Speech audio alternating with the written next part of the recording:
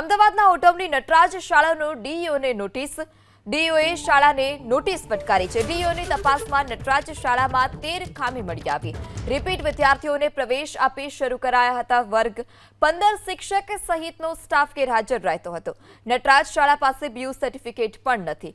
10 ઓક્ટોબરે ખુલાસા સાથે હાજર રહેવા આદેશ.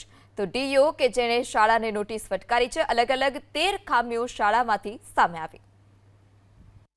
બીયુ પરમિશન એવું કે 1985ની સ્કૂલ છે અને એના માટે આપણે અરજી પણ આપેલી છે અને ફી પણ ભરેલી 100 રૂપિયા. એની પહોંચ પણ અમે આપી હતી. ખબર નહીં હવે કેમ બીયુ પરમિશનને અમને મુદ્દો લખ્યો એ મને ખબર નથી. રિપીટર વિદ્યાર્થીઓ જે છે તેમને રેગ્યુલર વિદ્યાર્થી તરીકે પ્રવેશ આપી વર્ગખંડો જે હોય છે ગ્રાન્ટેડ વર્ગ એ ચાલુ રાખી અને જે છે એ ગ્રાન્ટ મેળવવા માટેનો પ્રયાસ કરેલો છે, જે સ્પષ્ટ દેખાઈ આવ્યો છે કે રિપીટર વિદ્યાર્થીઓને પ્રવેશ આપ્યો છે.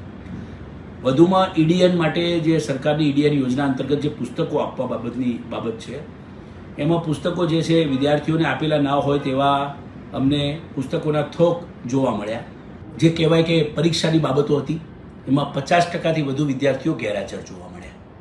એટલે એ રીતે જોવા જઈએ તો ત્યાં વિદ્યાર્થીઓની નિયમિતતાનું પ્રમાણ પણ ઘણું ઓછું જોવા મળ્યું છે. જ્યાં કન્જક્ટેડ ક્લાસરૂમ છે, રિપીટર વિદ્યાર્થીઓને રેગ્યુલર વિદ્યાર્થી તરીકે પ્રવેશ આપે છે, ગ્રાન્ટેડમાં ફીસ લેવામાં આવે છે. આ પ્રકારની અનિયમિતતાઓ જે છે અને વિદ્યાર્થીઓને પૂછતાછમાં પણ જોવા મળ્યું કે કેટલાક વિદ્યાર્થીઓ ટ્યુશનમાં આવતા હતા, એટલે કે શાળામાં ટ્યુશન પણ ચલાવવામાં આવે છે. એવી પણ બાબતો વિદ્યાર્થીઓના નિવેદનમાં જોવા મળી.